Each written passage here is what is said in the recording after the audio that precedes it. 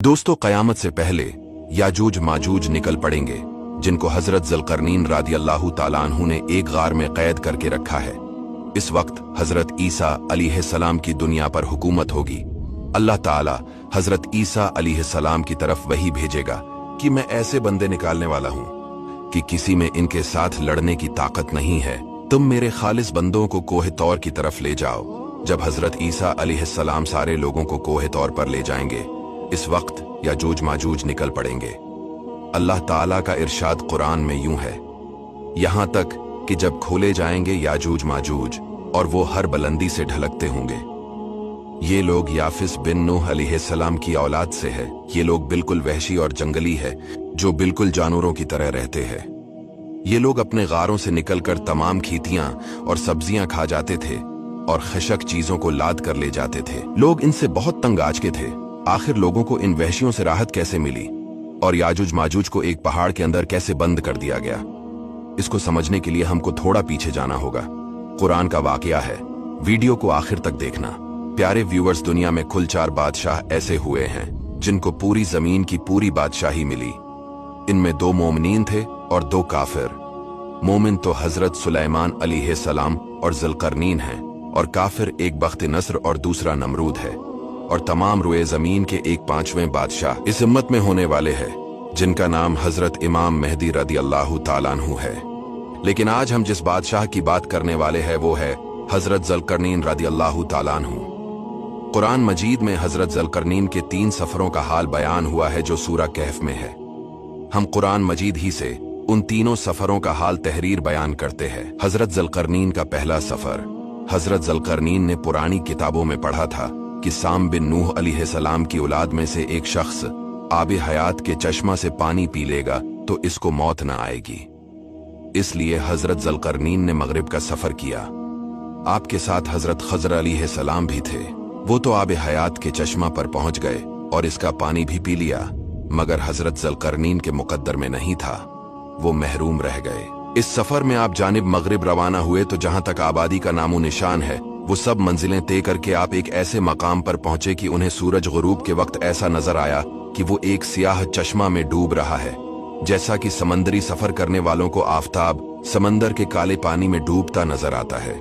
वहां इनको एक ऐसी कौम मिली जो जानवरों की खाल पहने हुए थी। इसके सिवा कोई दूसरा लिबास इनके बदन पर नहीं था, और दरियाई मुर्दा जानवरों के सिवा इनकी गजा का कोई दूसरा सामान नहीं था। ये कौम नासिक कहलाती थी। हजरत ज़ुल्करनैन ने देखा कि इनके लश्कर बेशुमार हैं और ये लोग बहुत ही ताकतवर और जंगजू हैं, तो हजरत ज़ुल्करनैन ने इन लोगों के गिर्द अपनी फौजों का घेरा डालकर इन लोगों को बेबस कर दिया। चिनाचे कुछ तो मुशर्रिफ बा ईमान हो गए, कुछ आपकी फौजों के हाथों मकतूल हो गए। फिर आपने मशरिक का सफर फरमाया, यानी दूसरा सफर। यहां तक कि जब सूरज तलू होने की जगह पहुंचे तो ये देखा कि वहां एक ऐसी कौम है जिनके पास कोई इमारत और मकानात नहीं है। इन लोगों का ये हाल था कि सूरज तलू होने के वक्त ये लोग जमीन की गारों में छिप जाते थे और सूरज ढल जाने के बाद गारों से निकलकर अपनी रोजी की तलाश में लग जाते थे। ये लोग कौम मनसिक कहलाते थे। हजरत ज़ुल्करनैन ने इन लोगों के मुकाबला में भी लश्कर आराई की, और जो लोग ईमान लाए इनके साथ बेहतरीन सलूक किया, और जो अपने कुफ्र पर अड़े रहे इनको तबाह कर दिया।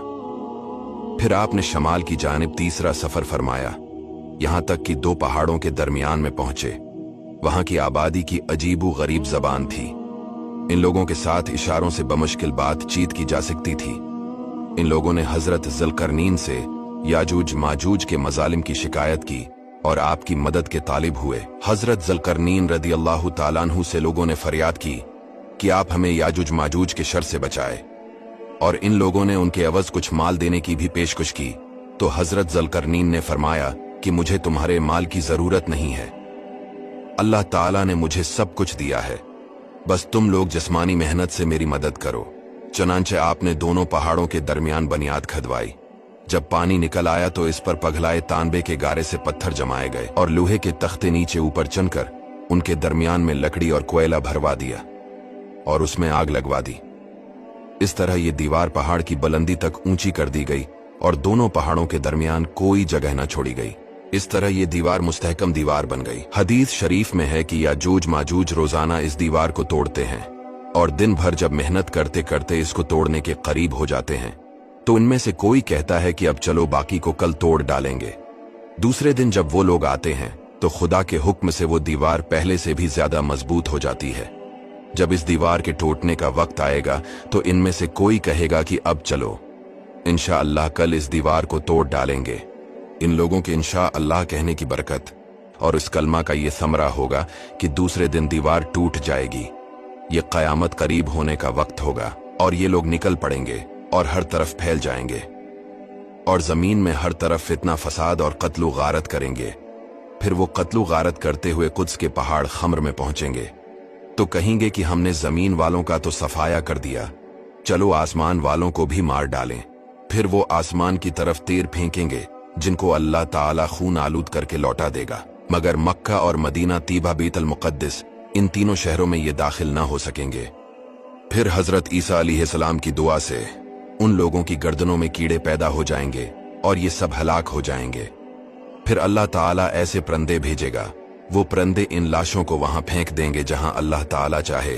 फिर अल्लाह ताला एक आलमगीर बारिश भेजेगा जिससे जमीन बिल्कुल साफ हो जाएगी। इस बारिश की वजह से जमीन की पैदावार में बड़ी तरक्की होगी, यहां तक कि एक अनार एक जमात के लिए काफी होगा। हजरत ईसा अलैहिस्सलाम दुनिया में 40 साल रहेंगे, आपका निकाह होगा, औलाद पैदा होगी, फिर आप इंतकाल फरमाएंगे और हुजूर सल्लल्लाहु अलैहि वसल्लम के रोजा पाक में दफन होंगे। दोस्तों शेयर जरूर कीजिए।